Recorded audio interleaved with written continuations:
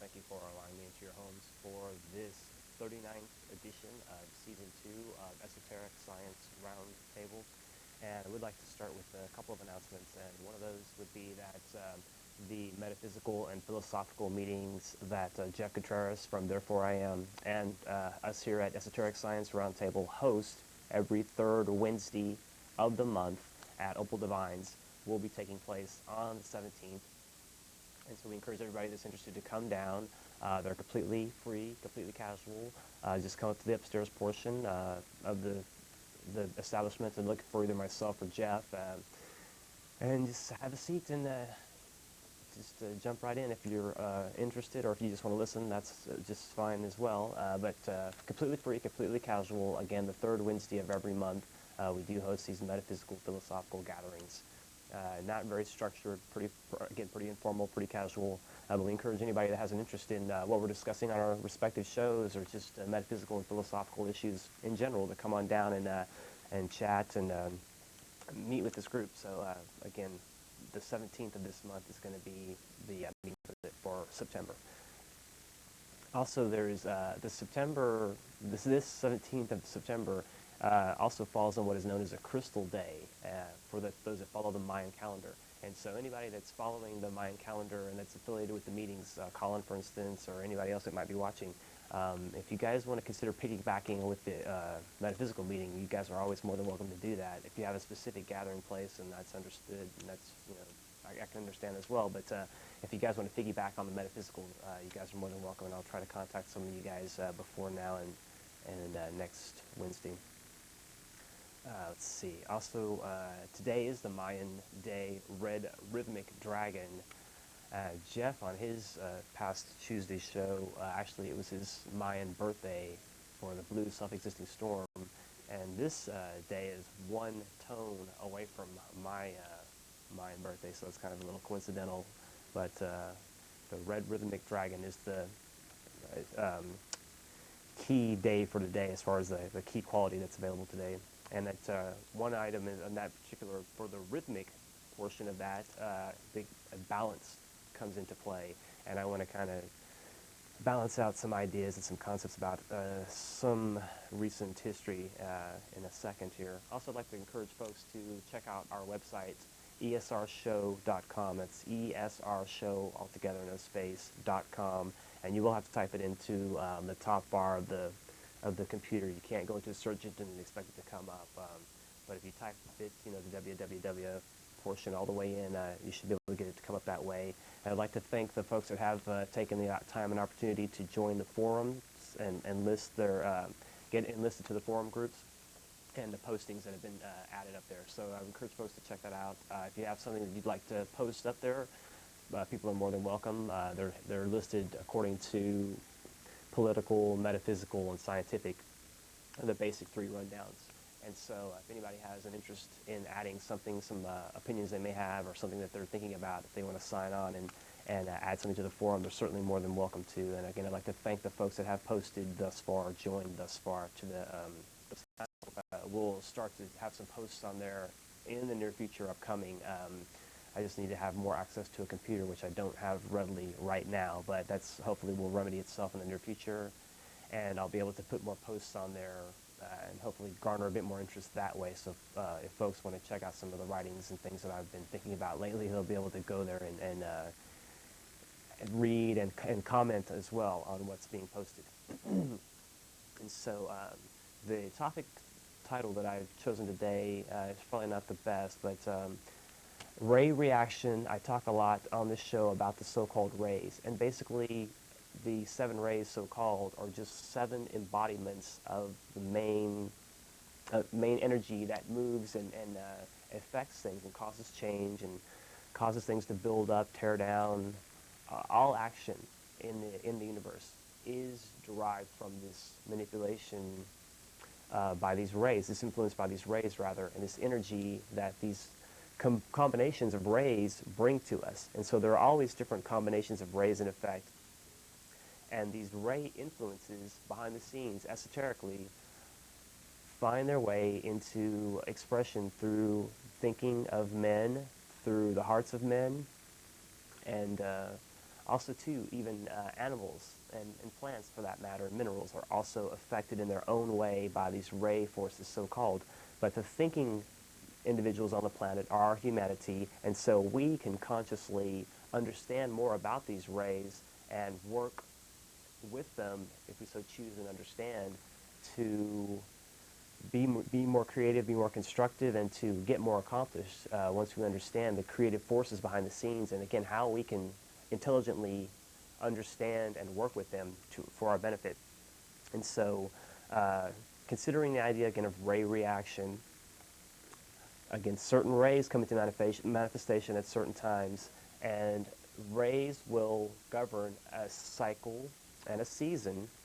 And in particular, if we want to look at a large cycle that we have right now, as far as a transition point of ray influence, that would be the passing out of the Piscean age, which is ruled by the sixth ray of idealism or devotion, and the upcoming seventh ray of ceremonial order is going to be more dominating and coming into manifestation more so as the so-called Aquarian 2,000-year cycle is now finding its way into manifestation here in our creative expression. And so we can, again, have some understanding of these cycles and work intelligently with them if we so choose. So cycles are going to affect, again, excuse me, the rays are going to affect cycles and seasons, and they're also going to affect and make us what we are to a certain degree. Now, as far as the physical body is concerned, our glandular makeup essentially makes us what we are as far as the shape and things of that nature, and I did touch upon that somewhat last week. But also, too, our ray combinations, and we're going to be the combination of 5 specific main rays that make us who we are at any given time.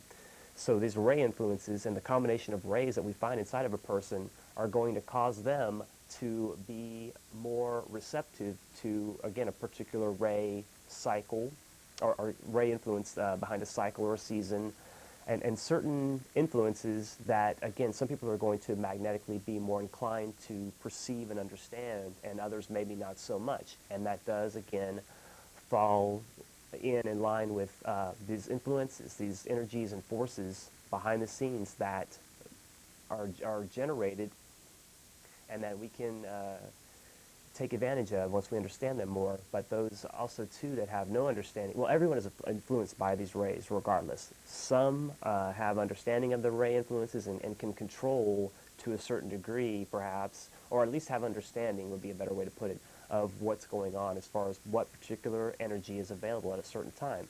And also, too, this has astrological implications, and it ties in with celestial bodies and their movings and their orbits and all of those interactions as well. That certainly ties in because planets also are ruled by rays esoterically and exoterically. So inner qualities and the outer expression of the planets and solar systems all have an influence from a ray and a combination of rays.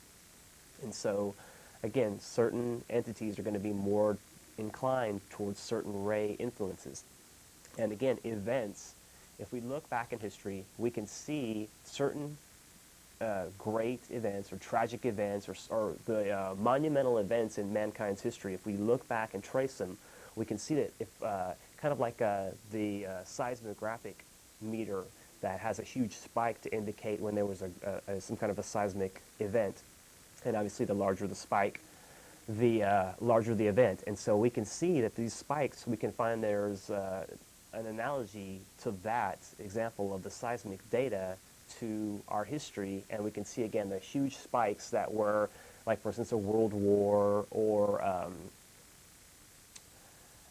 anything in history, the founding of the American colonies. I mean, there are different things throughout time. The French Revolution would be another example. I mean, on and on and on. All the great things you can think of, not necessarily great in the sense of good, but great as far as world-changing, world-shaping events that we can, again, point to and demonstrate by this example and see why, when, where, all of these things, and we can look behind the scenes and see the energies and force available at that particular time that may have influenced and definitely did influence how a particular event panned out.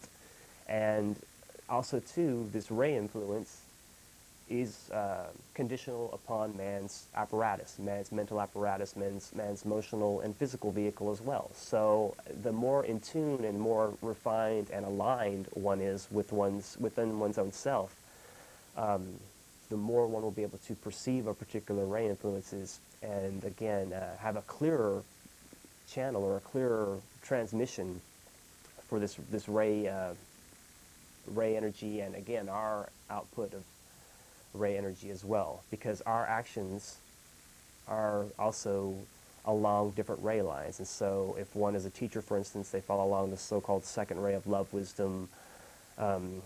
Politicians would be first ray, will or power. Those that deal with the monetary system, seventh ray, or ceremonial order. And so we can see that upcoming, that money will find some, hopefully some reconciliation between the money systems and everything that's happened through the Federal Reserve and how the money system has been hijacked for all intents and purposes. And maybe, well, I know for sure, definitely, but we can take a look and see as the incoming Aquarian ray is more accentuated and is more potent, then we can see how this will affect monetary policy and the exchange of currency and that fluidity of currency and how it makes its way from one person to the other through exchange, barter, trade, all those things. And we'll see that moving along and evolving in its own way because of the fact that the ceremonial ray of order, the seventh ray, is incoming, and so that will affect monetary affairs and alter them to a certain degree. And so if we consider also, too, that there is a point of transmission of this particular energy, this ray energy, that finds its way through, in particular, as far as our Earth consciousness is concerned, as far as those individuals that are self-conscious and self-aware, thinking individuals, you would include three groups in particular: our humanity, all of humanity, and then the so-called kingdom of heaven, or Christ and the church invisible, which is the so-called hierarchy, and also some would term them the masters, so-called. Those individuals that have demonstrated that they no longer have any desire for the material plane, the earth life, save to serve humanity. And so they stay back somewhat in their own evolution. They retard their own evolution and their own progress. They stay back a while so that they can help those coming up through the ranks, and they can be the guides and the teachers and the watchers out for humanity. And there's constant transmission and intercession between the different human kingdoms. And then atop the hierarchy, or church and Christ and the church invisible, you would find the so-called will aspect, or what's sometimes termed in the East Shambhala, or also Shangri-La.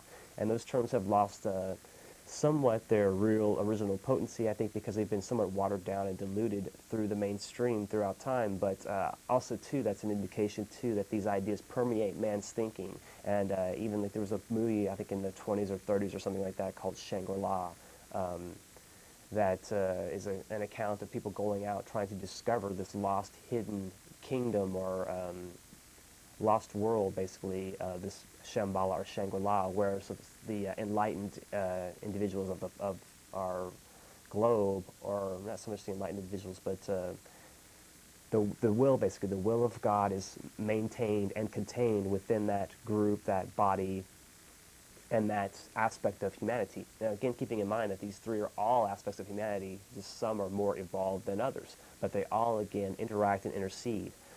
The way it normally works as far as the transmission of energy is that the ideas or concepts that are relevant for humanity, the next big thing that's for humanity, whether that's a scientific invention or some kind of a social experiment or anything of that nature, a new method of teaching or something like that, we'll see it coming into expression along some ray line. And they're all areas of human endeavor are going to kind of snap to and find their magnetic way of transmission through, again, one of these 7 points or rays, and the energy that entails. And so, again, this transmission from Shambhala, or the will of God, to hierarchy, and then again to humanity, is the chain that normally takes place. And so certain individuals of humanity are going to be more receptive and understanding of this process, and so they'll be more able to help the process along and be active contributors to this process. And then along down the lines, the less aware are going to also be affected, but not in an intelligent, active way. It'll be the byproduct, basically, of this energy filtering down and affecting their thinking or their feeling in some way. They may not be able to explain or put a finger on it, but just a sense of something that they'll gravitate towards. And this is how new ideas find their way into the minds of men, through, again, those that can really formulate and get the detail together.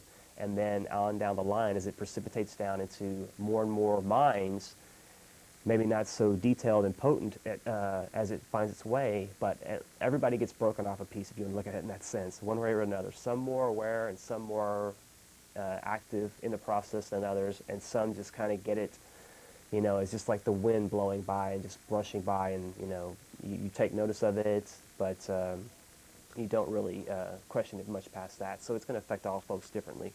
But this chain of transmission, again, finds its way mostly as a stepping down, but in some instances there have been a direct shot, if you will, or a direct transmission from the will aspect to humanity without the stepping down or intermediary link of the hierarchy of Christ and the Church Invisible. And so this will of God connected directly with the will of humanity, and this has only happened a handful of times throughout our human being here on this planet, all of our evolution. When we became self-conscious, initially, the so-called Garden of Eden experience, that was the first time, allegedly, that this contact was made, and we, becoming self-conscious, were able to perceive and take into ourselves the will of God at that level of evolution. And so our capacity to take in the will of God has evolved and accumulated, and it's reached a very high culmination or high point of achievement, all things considered, since the days of the first self-conscious, self-thinking, self-aware man, the first Adam, if you will. And so we've fit ourselves for the capacity, for the ability to be able to take this will of God directly into our livingness, into our individual human wills. Now, this impulse, this energy, generally has, for the most part, a disruptive effect, because the first ray is the ray that Shambhala wields, or that is the characteristic energy of Shambhala, so-called. And so there are different ray amalgamations within Shambhala, just as there are different rays and blends of light and color and all these things in all manifestation. It's just that certain aspects of humanity are going to be colored or conditioned by an overall ray. And so Shambhala, or the will, is the first ray of will or power. And also hierarchy would be the second ray of love, wisdom. Now, certainly there are different rays, because there are different ray masters, so-called. There are, I have a chart in front of me right here. There's certainly first, second, and third ray masters for sure, but other ray influences also tie into these great teachers, so-called, that stay to watch and guide the race. And so the second overall ray quality of love, wisdom, is a blanketing or overall conditioning quality for that group of humanity. And then our humanity, active intelligence, or the third ray, is the influence that finds way into expression through humanity. And basically how that works is this first ray of will or power forces its way into our understanding. And so humanity is forced through his understanding, his limited understanding and ability to take in this impression. And so man reacts, man responds, and then man ultimately takes in that idea, that will energy, and takes it in and assimilates it or makes it part of himself.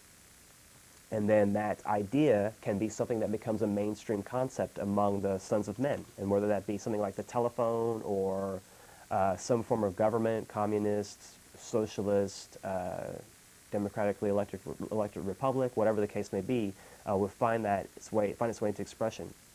And so this is getting back to the idea of what happened 2 years ago with September 11th. There are different times throughout, again, our humanity where we have had this direct hit or direct influence of the first ray or Shambhala influence, impact that has hit the consciousness of mankind directly without this intermediary stepping down. And so again, when we became self-conscious, the Adam experience during the Atlantean days, which was easily tens of thousands of years ago, that particular, well, over 10,000 years ago, to put it safely, that took place. Then more recently, in 1975, we had a specific hit, and we can see that in 75, certain events took place that was the impetus that let the so-called New World Order mentality and ideology come into being, and that government became more dominant, more forceful, but also more behind the scenes and less accountable. And all this we can really, if we study carefully what took place around 75, and certainly preceding 75, because it's not as if these ray impacts or impulses just hit instantaneously and do their damage or do their work and then are just dissipate. There's an incoming aspect to it, so there's a building process, it's a coming in process, it's an accumulation process, and then once it finally does make its way into full manifestation, then it begins to pass out of manifestation. And so certain rays actually, for our humanity, are not actually in manifestation right now. And that always is part of our human condition, that certain rays are going to be in or out of manifestation at certain times, and they're going to condition, conversely, by virtue of that, what's going on. So if certain energy is not available for us to tap into, then certain responses and certain action obviously won't take place as a result, because it's not available. So that also factors in, again, to the concept of will. Individuals are going to tap into the so-called rays, again, according to their magnetic makeup. And so considering different groups, especially a group that I refer to as those that wish to enslave us, those that feel the need, the impulse, the desire, above all else, to control humanity. Controlling money and having wealth is one thing, but that's such a small aspect of their total understanding and their total scheme. Their total scheme is to, again, enslave humanity and through various means, but again, the underlying, or the impulse behind the scenes that is the predominant main influence is the so-called first ray of will or power. And that influences, again, all individuals, some more so than others. Now, again, those that wish to enslave us are especially susceptible to the first ray of will or power. Again, will, power, because they are the ones that feel that they have some special, perhaps, birthright, or they're in some special position that they should be allowed to impose their will or impose their power on other individuals. And so we see, again, those who wish to enslave us following this energy impulse, and that it affects them, sometimes largely outside of their control. Sometimes they're aware of it and they are understanding of these energies, but sometimes it's just an impulse or an urge that they sense that makes them want to follow this particular route. And certainly all of the dictators throughout time have had their vision for whatever they were trying to achieve. It's originated in some ray impulse, in some way or another. And so also there are those that wish to, again, salvage and serve humanity. And so they also are taking in impulses at a certain time. Because the same rays, just like the sun shines on everybody, the same rays are shining on everybody. And don't confuse rays of the sun with these rays that I'm talking about, so-called, because these rays, for lack of a better term, they have their own intelligence. They have their own motive, their own volition, and they work, again, according to cyclic need and the times and what's going on at any given time. And also the demand of humanity, the demand of those self-conscious thinking individuals that bring in or invoke or call in these particular energies, and then conversely evoke or bring out some sort of response. And so this science of invocation and evocation, again, ties into this transmission of ray energy, how humanity reacts to it, and then what the subsequent results are once that idea has impressed itself into the average minds of men, and everyone has gotten some piece of that idea in some way or another. Now, again, considering how motives play out through our humanity and through this active intelligence or this third ray quality, that our motives are always going to qualify and color and taint what's available as far as energy. And so those that are more selfish are going to take whatever energy is available and bend it towards their own selfish ends. And again, those that wish to enslave us are able to use the first ray of will or power in this way, and they're able to latch onto it because, again, willpower. It's very self-explanatory in that sense.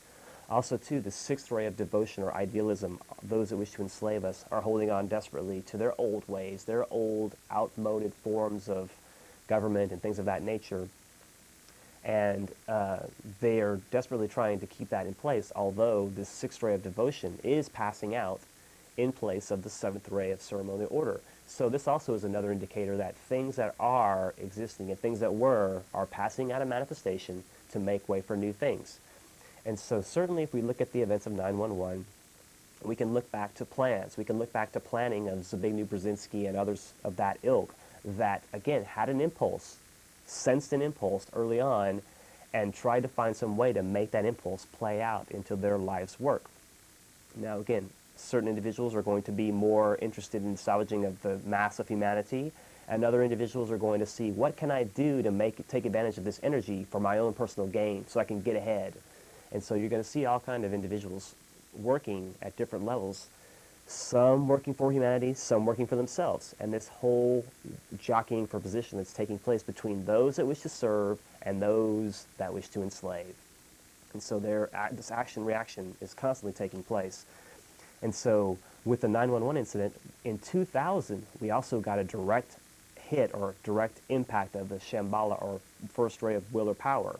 And so 1 year later, we find that the World Trade Center event taking place and affecting the world. Again, the idea of it being like a spike on a seismic chart, that was a pretty big event. It affected the whole world, I mean, the World Trade Center towers, and it affected all human people that had access to that information at some level. Our hearts went out to those victims and all the tragedy and everything that took place, and also us being violated in that sense too. That was unprecedented in that manner. But also too, keeping in mind that these individuals that were influenced behind the scenes, they weren't influenced overnight either. Zbigniew Brzezinski was, again, back in '75, he was a part of the Carter administration. He was the National Security Advisor or something of that nature. I don't remember specifically, but he was high in the cabinet of the Carter administration. Again, around the '75 year I spoke of when we more recently got the impact of the will or power directly to our humanity, and then again 2000. So you see these key players that they've been following these impulses all this time. That this is nothing new to them. That they feel this urge or this impulse, this need or this desire according to these energies that are coming in, and so they will react. They will respond in a certain way. And certainly all the plans, the well-laid plans that went into effect to create the 9/11 incident, and certainly not Osama bin Laden and all that was propped up as the perpetrator of that event, when much more evidence weighs towards the fact that it was an inside job, if you want to use those terms, and that policy-making individuals behind the scenes, those that wish to enslave us, were the ones that created the climate and created the planning for this event to unfold and happen and make its way into physical manifestation. But again, this is a direct influence of this so-called first ray directly impacting humanity in the year 2000. So 1 year later, we find this traumatic event taking place. Now, what would be the purpose in a divine arena for some destruction like this to take place? Well, the clearing of the old way to make for things new. Now, certainly loss of life is usually not something to be celebrated or cheered, especially in a tragic nature. I think many cultures do celebrate death when it's, old age and things of that nature, when it's right and fit and proper. Now, these deaths were also, karmic, right and fit and proper, appropriate, whatever, however you want to look at it, in one sense, but on the inner side. And so, just in the same way that people have a hard time grasping why a little baby would have to die or things of that nature, why people get abducted and things that seem negative, why these things happen. There are karmic ties, and individuals have karmic ties, and nations have karmic ties, and on and on. And so, again, these ray influences are going to work in conjunction with karmic activity as well. So they'll help events play out as they need to.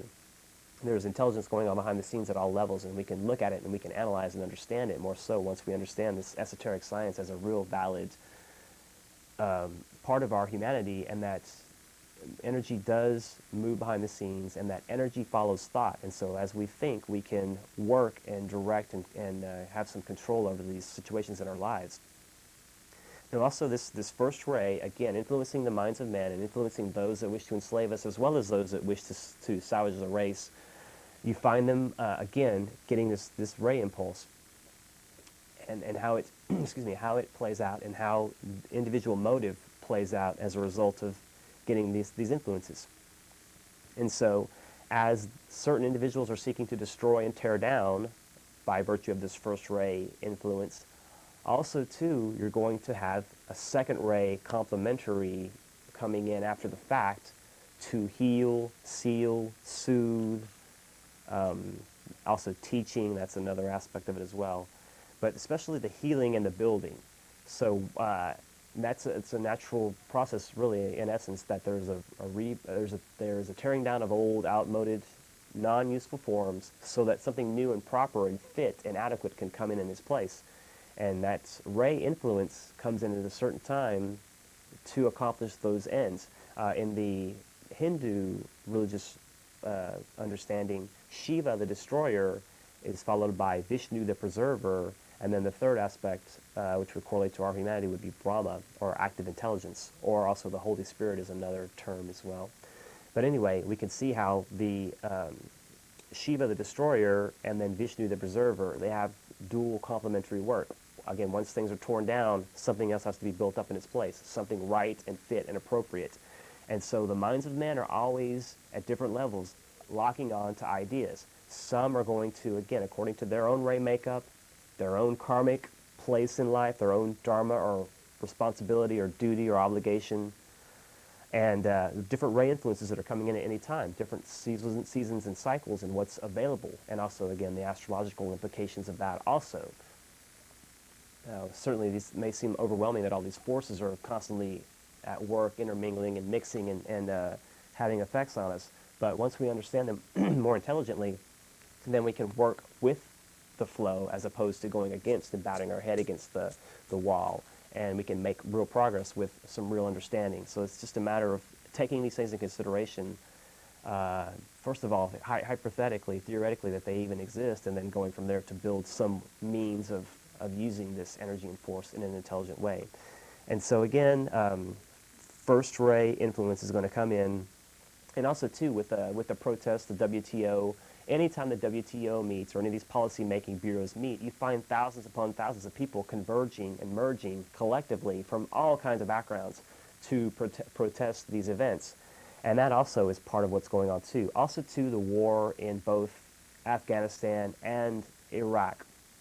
If we look at the age of the population in the Middle East, for the most part, a large majority of individuals are less than 40 years old. So we see that these younger people are likely going to be more idealistic and more inclined towards perhaps some more Western type thinking as opposed to strict traditional Islamic or clerical fundamental rule or a theocratic form of government, a religious-based governmental rule. And so we see individuals, younger individuals in these places that are going to be in an opportunity to take advantage of these changes taking place. Now certainly these first ray or will or power influences that come and wreak havoc in an Afghanistan or in Iraq, any war situation for that matter, you see the first ray of will or power destroying, and then you have to have the rebuilding after the fact. Now, unfortunately, the rebuilding is by the insiders, you know, and that just goes to show that these impulses can be very much prostituted to selfish ends by those that wish to enslave us. And the very companies that are rebuilding are the companies that have direct ties to those policymakers that have caused the destruction to begin with. Now, certainly they're under their own ray influence. They're under influence of conditioning factors.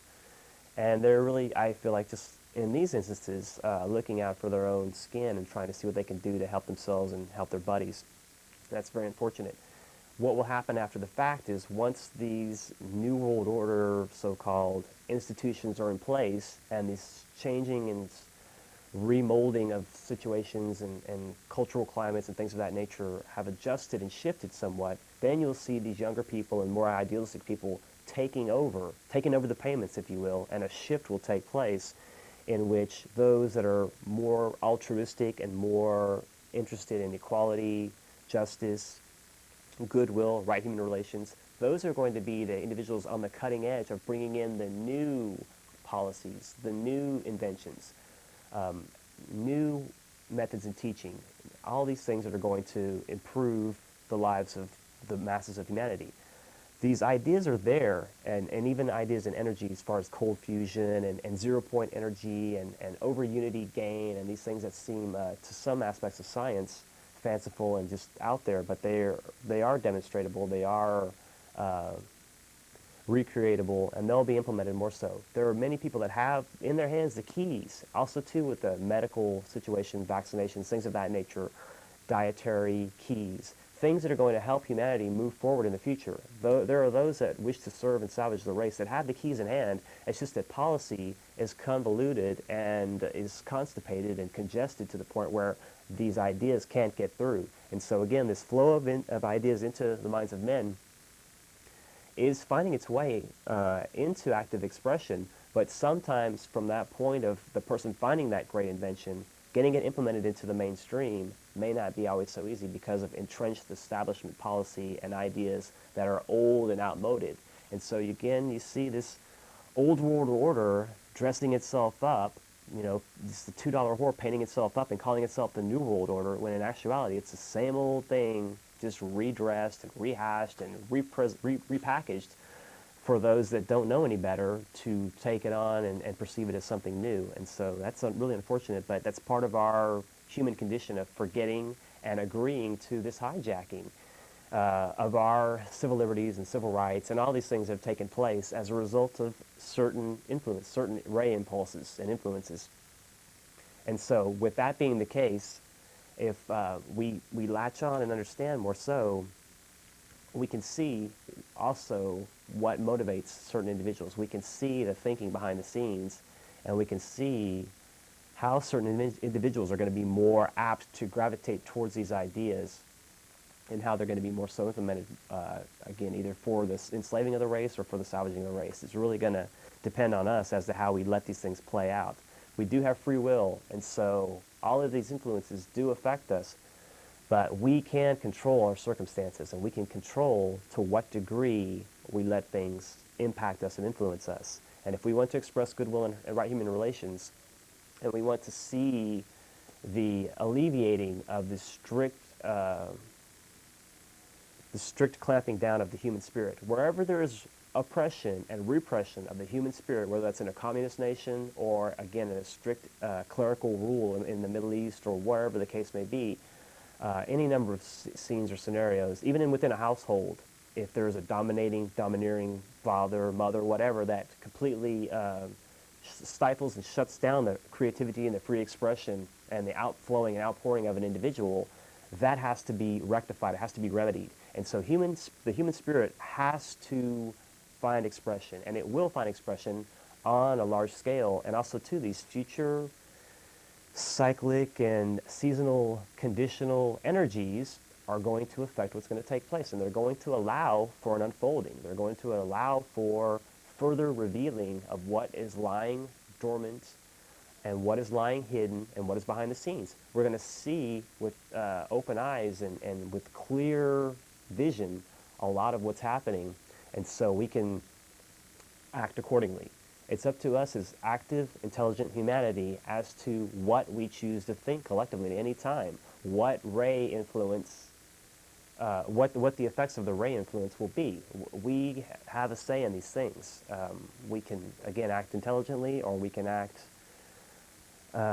with ignorance and suffer the consequences. If our motives are right and good and proper, we can make a huge amount of difference. We can literally flick the switch and just change the paradigm in almost an instant. It is really that easy and that available to us. It's just a matter of understanding that we can do these things. It's really that simple. So let me go and grab a few calls and see what's going on. Hello, caller, you on the air? Yes, I just wanted to ask you how old you were. 34. 34? Mm-hmm. Okay, I want to ask you another question. Go ahead. Fuck you! Chris, why'd you take me to take that particular Okay. Hello, caller, you on the air? Hello? Hey, how's it going? Hey, great. How are you, Corey? All right. Okay, well, I'm wanted to kind of go back to your show from last week on fluidity. Sure, go ahead. And,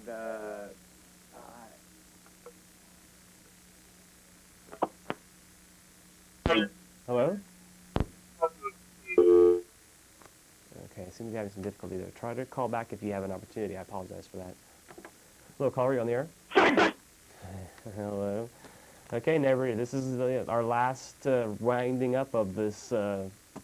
September's going to be doing it for this season 2 of Esoteric Science Roundtable, and I think I did already, give you a bit of fair warning as far as, how much we're going to allow of any of that bashing type mentality. I mean, I think it's, again, outmoded, outworn, outdated, and another outlet needs to be achieved one way or another, something more constructive.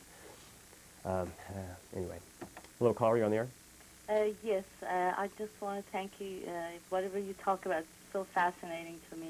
I really enjoy watching and listening to you. But according to what you just said and explained, what do you think is going to happen to this clerical regime in Iran? Iran? In Iran. When are we That's going to get rid of them? Well, you see that the young people there are being provoked, and that you see a lot of protests. It's somewhat died down within the past couple of months, but there was a point several months ago where they were really pumping up these young people, getting them to go out in large numbers to protest the existing government. And if things would work out well, then it would be nice if the younger people could just kind of peacefully, like somewhat what took place in the Czech Republic, that they could be just a velvet revolution and a changing of the old guard for the new.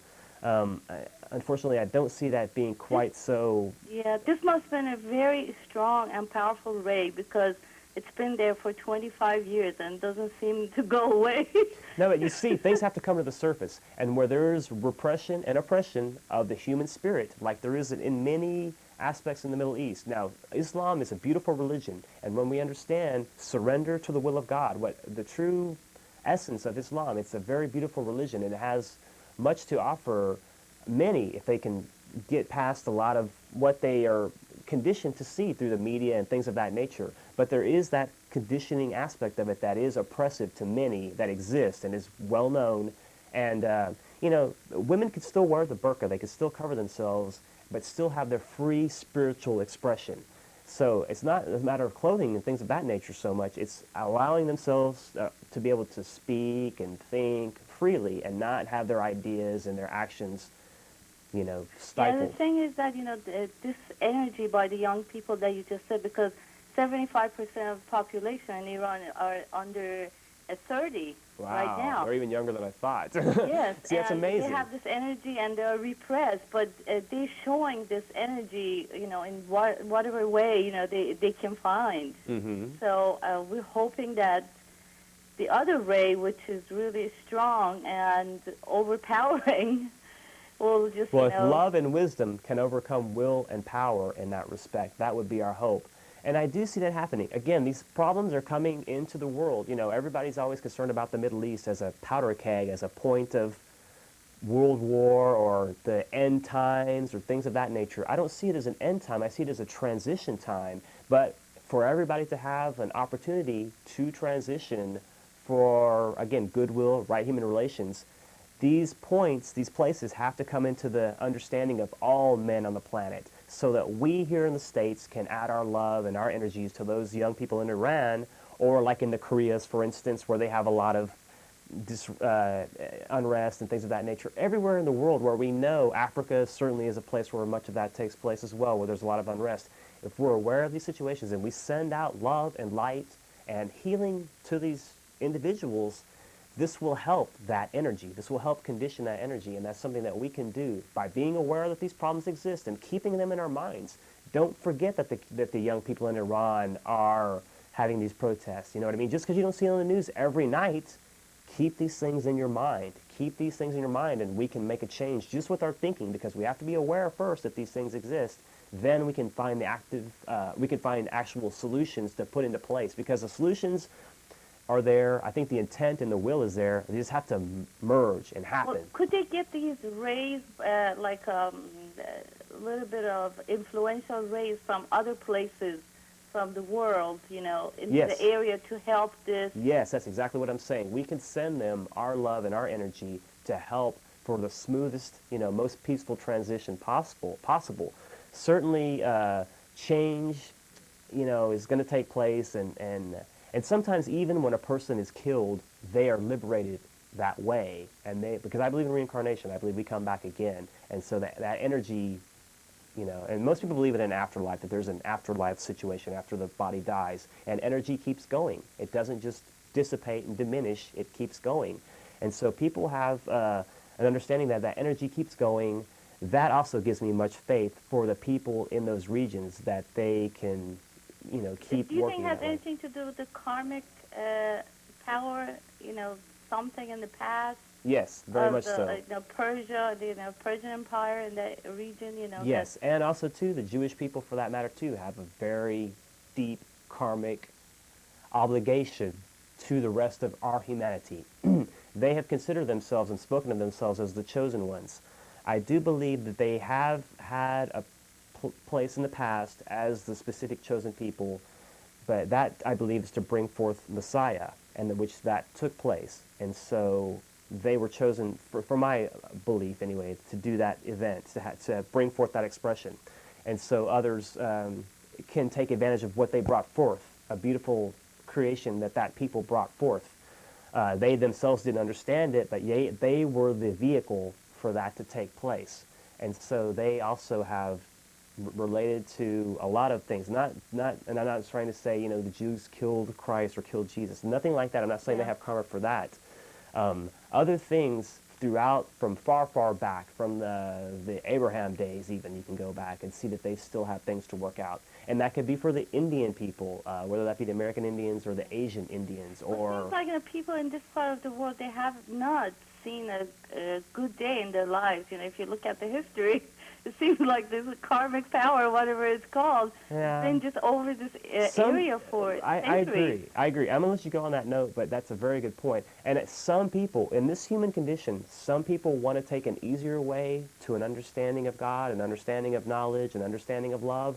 Some people choose the more difficult route, and so they go through many lifetimes of oppression and many lifetimes of not being able to have that expression. But it causes that spirit to, over time, get to the point where it's like a boiling pot, and it has to burst. And so those people, through what's going on there, you see that pressure building, pressure building, pressure building. Yes, they have karmic things going on there, and it's just a sign of the times that these things are happening now. Again, not an end time, but a transition time.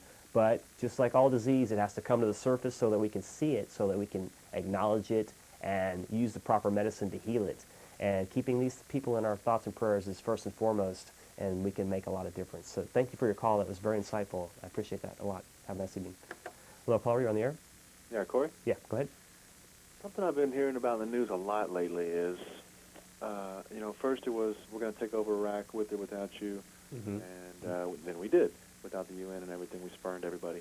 And now that it seems to be hard going for us, the whole mantra I hear from everybody, everywhere, in the mainstream press is, we need to internationalize it.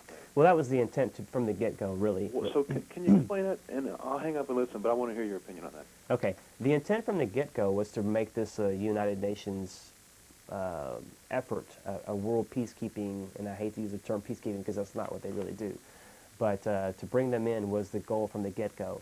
They had to create a climate, and they had to allow these renegade factions to run loose and to not be kept in check. So that's why this climate in Iraq right now, with the crime just among the people there, and the people not feeling safe from their own bad element, is bad enough. And so that's creating unrest. And so the service people, the Americans and the other forces that are there, they can't really police the people and what's going on there very easily, in addition to watching their own backs and what's going on. So they're forced to spread themselves very thin. Also, too, this allowing of our soldiers to be killed and picked off in this way, kind of like sniper attacks and things of that nature, and the bombings and the randomness, that's being allowed to keep this climate of unrest, so that, again, there will be this outcry from America to finally say, let's bring in the UN peacekeepers so that they can help, back us up a bit and alleviate some of the suffering, alleviate some of the responsibility that we've been forced to take on. And that's been the intent the whole time, because, again, the concept of allowing the UN to get in there is going to further empower them to further stretch out into the Mideast more so. If they get their hooks into some of these other countries, that's what they're hoping to do.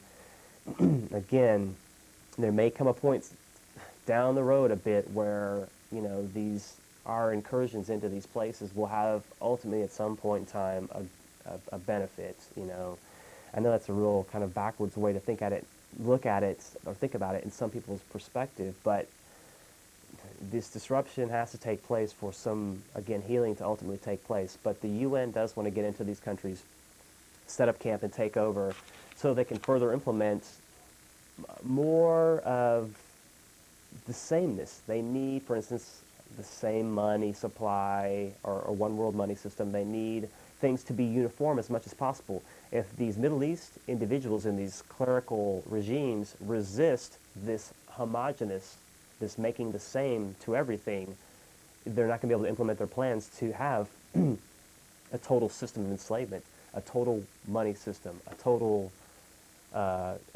religion, education, whatever, everything being uniform and the same so that it can be implemented across the board with one rule, you know what I mean, one set of circumstances for all peoples. With these people that are the so-called rogue nations, are essentially the nations that don't want to go along with this world system that's going to take away their culture, their rights, their ability to create, their ability to have free expression. They don't want this world system to come in and take over and make everything the same. And neither do we here for the most part. And I think that's the saving grace for our humanity, is that we're going to stand up collectively and say, hey, we don't want everything to be all vanilla or all this or all that. We like variety. We like diversity. That is what makes us what we are. We strive for change, and we strive for different things, different opportunities, different experiences. It is what we are. It's inherent in our human nature. And so that's going to keep us from having this one world system that's going to enslave humanity. We'll have a one world system for sure, as we already essentially have a one world system in many ways, but it will be in the future for the many, I can assure you. It really will. It'll be based on goodwill and right human relations. It's going to take some time to convince the man on the street that this is not only possible and that we have the potential, the potency to do it, but that the time is now. The time is really, really on us now to implement that now. So let me go ahead and grab another call. Hello, caller, you're on the air. Hey, Corey, I won't scream it out if you'll let me speak. It's Go ahead. FBU. Knock it out. Okay, so you have the desire to stifle the message of FBU? Do I have a desire to stifle your message? No, I don't have a desire to stifle your message. That would contradict what you're about. I mean, no. How many times have I let you speak on the program? Oh, you do, and you are now, so that's great. I mean, right, absolutely. And I promise I'm not going to scream it out. I just wanted to speak with you. Right. What was the thing about because Mary Pope got on? Well, that really did spur my thinking a bit, honestly. For somebody like that to come on and take time out of her busy time schedule, whatever, to address you in that manner, I was impressed by that, quite frankly. And I think that just adds further fuel to the fire, like so many other people that I've discussed your situation with feel that you need to bring it out in some public forum. I don't know if you have some fear of reprisal by doing that. if you want to keep on the down low, keep anonymous for whatever reason, that you may have your reasons for wanting to do that, but I feel like at some point you're going to have to bring it out. If you want to take it past, you claim to have some, people that are in your corner. I don't doubt that, but, how are you going to take it to the next, and I can't believe I'm trying, encouraging you to take this to the next level, but I feel like, if you want to bring this message out and it's going to have any effect on anybody, whether it's, negative, positive, whatever, there needs to be another medium of expression for that idea to find its way. Okay, yeah, because I agree with a lot of your topics, and I'm a loyal watcher. I appreciate that. And some things I don't agree with you on, like things like reincarnation. Oh, that's cool. But No just problem. the way I was raised. But Right. so, anyways, I'm just expressing a belief of mine, which I Right. hold very strong. But see, the real dilemma I have with it is that there's two aspects of your philosophy, and it's the by any means necessary aspect of it, or the too easy to get towards a violent mentality, thinking, expression. Even the demeanor when you get into it is aggressive. And, Right, which it's intended to be. if you're striking fear in the hearts of facts everywhere, whatever, that's your gig, that's your thing. Right, and that's our intention. But Right. what they're doing is wrong, preying on our children. Yeah, but not all of them prey on children. Some of them have their own gig that they just prey on each other.